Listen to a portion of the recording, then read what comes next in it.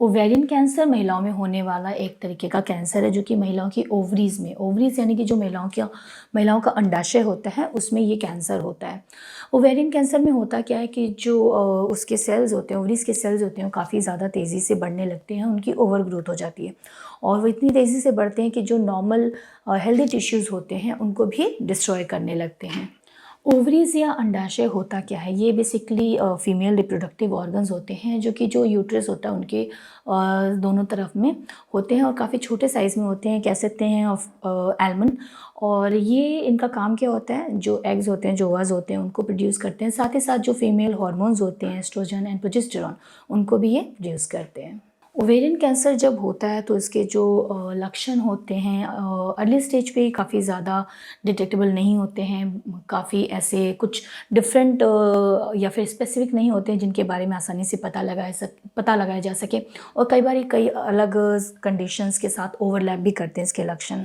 तो अगर हम डिटेल में समझें कि क्या क्या इसके लक्षण हो सकते हैं तो पेट में स्वेलिंग की फीलिंग हो सकती है, फूला फूला महसूस हो सकता है, ब्लॉटिंग की फीलिंग हो सकती है। साथ ही साथ जब जिस महिला को ओवेरियन कैंसर की प्रॉब्लम है वो जब खाना खाती है तो उसको काफ़ी जल्दी फुलनेस की फीलिंग आने लगती है, ज़्यादा खाना नहीं खा पाते हैं, काफ़ी जल्दी लगता है कि पेट भरा भरा सा है। अनएक्सप्लेन्ड वेट लॉस हो सकता है, काफ़ी ज़्यादा थकान की फीलिंग हो सकती है, लेथार्जिक फीलिंग हो सकती है, बैक पेन, पीठ में लोअर पीठ में जो लोअर बैक पेन होता है वो हो सकता है। साथ ही साथ जो पेल्विक रीजन है वहाँ काफ़ी अनईजीनेस और डिस्कम्फर्ट की फीलिंग भी हो सकती है। उसके अलावा यूरिनेशन की फ्रिक्वेंसी बढ़ जाती है। उसके अलावा जो बोवल मूवमेंट्स होते हैं उसमें चेंजेस होने लगते हैं।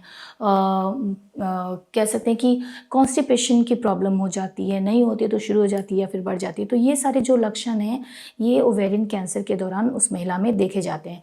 तो ये बहुत ज़्यादा स्पेसिफिक नहीं है। तो हमेशा मैं कहती हूँ कि किसी भी तरीके की अगर आपको अपनी रूटीन जो आपका बॉडी हैबिट है उससे अगर अलग कुछ चेंजेस नज़र आते हैं, महिलाओं के लिए मैं स्पेसिफिकली हमेशा कहती हूँ, तो अगर कोई भी इस तरीके के लक्षण दिखते हैं, कोई भी आपके रूटीन, आपकी जो बॉडी हैबिट है उससे कुछ चेंजेस नज़र आ रहे हैं, तो आपको अपने गायनेकोलॉजिस्ट से तुरंत संपर्क करना चाहिए। क्योंकि कई बार ये हम अवॉइड करते हैं, इग्नोर करते हैं ये समझ के कि ये normal day to day life related कोई प्रॉब्लम है जो कि ठीक हो जाएगा। लेकिन कई बार ये किसी बड़े बड़े वजह से भी ये प्रॉब्लम्स हो सकते हैं। तो इस तरह के कोई भी लक्षण हैं जो कि आपको बॉदर कर रहे हैं और लंबे समय से प्रेजेंट है तो उसको आप बिल्कुल इग्नोर मत कीजिए। अपने डॉक्टर से, अपने गायनी से तुरंत संपर्क कीजिए, तुरंत मिलिए। अगर हम इसके कारणों की बात करें तो बहुत ज़्यादा स्पेसिफिक नहीं है। कुछ एक जो कारण हैं वो कॉमनली जिनके बारे में बात की जा सकती है कि कुछ एक जेनेटिक चेंजेस होते हैं, जीन चेंजेस हैं, म्यूटेशंस हैं जिनके कारण ओवेरियन कैंसर हो सकता है, जिनके कारण जो उनको सेल्स हैं उनकी ओवरग्रोथ स्टार्ट हो सकती है और वो इतनी ज़्यादा हो जाती है कि मैंने पहले ही बताया था कि हेल्दी टिश्यूज़ को भी वो अफ़ेक्ट करने लगते हैं, इन्वेड करने लगते हैं दूसरे टिश्यूज़ में और कई बार दूसरे ऑर्गन्स को भी अफ़ेक्ट करते हैं, उनकी मेटास्टेसिस भी हो जाती है। तो क्या हो सकते हैं इसके रिस्क फैक्टर? तो पहली सबसे बड़ा जो इसका रिस्क फैक्टर होता है कि जो बड़ी एज की महिलाएं होती हैं उनमें ओवेरियन कैंसर होने के चांसेस ज़्यादा होते हैं। मतलब एज जैसे जैसे बढ़ती है वैसे वैसे इसका रिस्क भी बढ़ता है। जीन चेंज की जैसे मैंने बात की तो कोई इनहेरिटेड जीन चेंज है जो कि लाइक पेरेंट्स से बच्चों में आता है तो वो अफेक्ट करता है। BRCA1 BRCA2 कॉमन जीन्स हैं जो कि इसके लिए रिस्पॉन्सिबल हैं और ये ना सिर्फ ओवेरियन कैंसर के लिए बल्कि ब्रेस्ट कैंसर के लिए भी रिस्पॉन्सिबल है। उसके अलावा इसी तरीके के और भी कई सारे जीन्स होते हैं जिनकी वजह से ओवेरियन कैंसर हो सकता है। उसके अलावा अगर किसी महिला की फैमिली हिस्ट्री मतलब कि उनके ब्लड रिलेशन में किसी को भी ओवेरियन कैंसर डिटेक्टेड है, पहले से डायग्नोज्ड है, तो उनको ये होने के चांसेस या उसका रिस्क बढ़ जाता है। मोटापा किसी भी बीमारी के लिए, किसी भी हेल्थ के डिवीजन के लिए काफ़ी ज़्यादा रिस्क फैक्टर का काम करता है। तो जो ओबेसिटी है वो एक रिस्क फैक्टर का काम करती है। साथ ही साथ जो post menopausal hormone replacement therapies ली जाती हैं, कुछ महिलाएं होती हैं जो कि जो पोस्ट मेनोपॉजल चेंजेस हैं उनको कम करने के लिए, कंट्रोल करने के लिए हार्मोन थेरेपीज़ लेती हैं, पोस्ट मेनोपॉजल हार्मोन थेरेपीज़, वो भी ओवेरियन कैंसर के रिस्क के लिए रिस्पॉन्सिबल है। ये इसके रिस्क फैक्टर की तरह काम कर सकता है। एंडोमेट्रियोसिस ये भी यूट्रस से जुड़ा एक कंडीशन है, एक पेनफुल कंडीशन है, ये भी एक रिस्क फैक्टर की तरह काम करता है। एंडोमेट्रियोसिस से जुड़ा हमारा दूसरा वीडियो भी है, उसको एंडोमेट्रियोसिस की डिटेल के लिए उस वीडियो को भी आप ज़रूर देखें। साथ ही साथ अगर मेंस्ट्रुएशन अर्ली स्टेज पे शुरू होता है और मेनोपॉज और काफ़ी लेट स्टेज पे होता है। ये दोनों कंडीशन भी एज अ रिस्क फैक्टर काम करती हैं। साथ ही साथ जो महिला अगर कभी प्रेग्नेंट नहीं हुई है तो उनमें भी ओवेरियन कैंसर के होने के चांसेस ज़्यादा रहते हैं। अब अगर हम बात करें कि ओवेरियन कैंसर कितने तरीके के होते हैं, तो ये 3 तरीके के होते हैं और ये डिपेंड करता है इनके हम टाइप का कैसे पता लगाते हैं। तो किस टाइप के सेल में कैंसर स्टार्ट हुआ है, कैंसर शुरू हुआ है, वहाँ से इसके टाइप का, इसके कौन से तरीके का कैंसर है के टाइप का पता चलता है।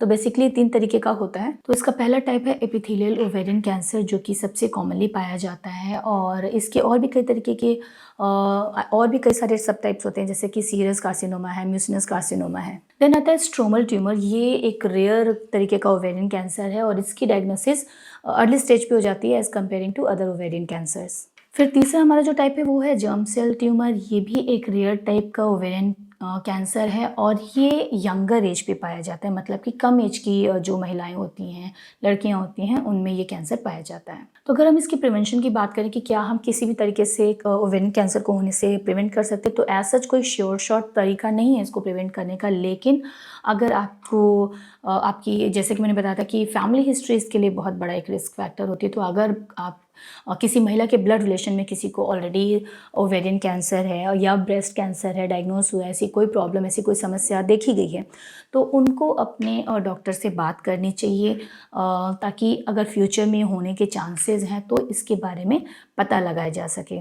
या फिर आपको जो महिला हैं उनमें कोई ऐसा जीन चेंज पाया गया है जिससे कि ये ओवेरियन कैंसर होने के चांसेस बढ़ जाते हैं, तो ऐसी भी कंडीशन में आपको फ़र्दर इसके बारे में आप अपने डॉक्टर से बात कर सकते हैं। हो सकता है वो आपके लिए फ़र्दर इसके लिए जेनेटिक काउंसलर से बात करने के लिए कहें, जहाँ से आपको प्रॉपर एडवाइस किया जा सकता है कि क्या कर सकते हैं, किस स्टेज पे जेनेटिक स्टडीज़ करने की ज़रूरत है या नहीं है, किस तरीके से इस रिस्क को हम रिजॉल्व कर सकते हैं या फिर मैनेज कर सकते हैं। साथ ही साथ जो बर्थ कंट्रोल पिल्स होते हैं वो भी ओवेरियन कैंसर को से कहीं थोड़ा बहुत कहीं इससे प्रिवेंशन दे सकते हैं, लेकिन इसके अपने अलग साइड इफ़ेक्ट्स होते हैं, अलग रिस्क फैक्टर्स होते हैं।